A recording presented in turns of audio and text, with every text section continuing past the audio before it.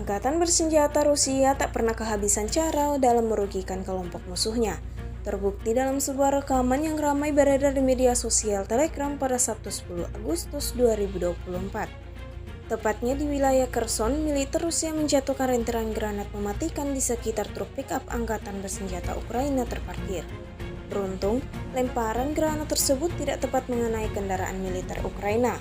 Seperti yang terlihat dalam rekaman, sejak video ini beredar, belum ada tanggapan resmi dari pihak Kementerian Pertahanan Ukraina.